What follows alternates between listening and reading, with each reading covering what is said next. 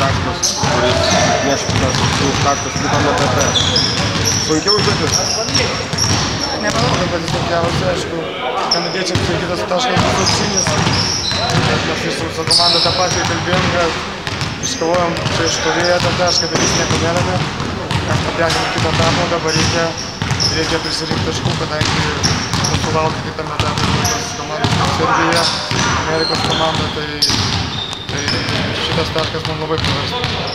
Jūs dabar tik stebėjote Serbijos ir Egipto rungtynes. Tai yra būsimieji varžovai, galima sakyti. Ką apie juos galite pasakyti?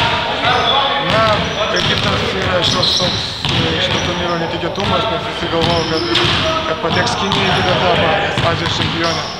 Bet Egiptas patekė staigmeną ir dabar matom, kad su serbais rungtynės yra labai įtemptos, tai matom, kad antrame etape taip pat lengvų nebus ir reikės kovoti prieš visas tris komandas. Didžiausia Lietuvos rinktinės bėda yra tritaškiai. Kodėl? Kas atsitiko? Kodėl nepataikė?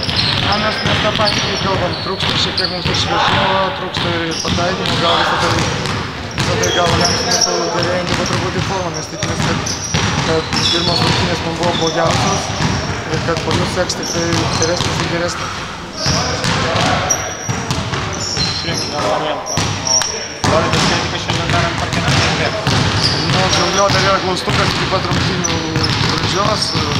Jisai šiaip taip pilnai jėga tikrai žaisti negali, bet jeigu bus reikalas, mes šiandien registruosim rungtynių ir jeigu bus reikalas, gal net tikrai išleisime atlikti kažkokią užduotį. Prieš Kanadą turite kokį ypatingą taktiką, žaisite ar tiesiog savo žaidimą? Tos taktikos neturim, turim pasiruošę prieš jų puolimą, prieš jų šiek tiek gynybą zoninę, kurią jie kartais naudoja ir bandom paprasčiausiai atrasti savo žaidimą.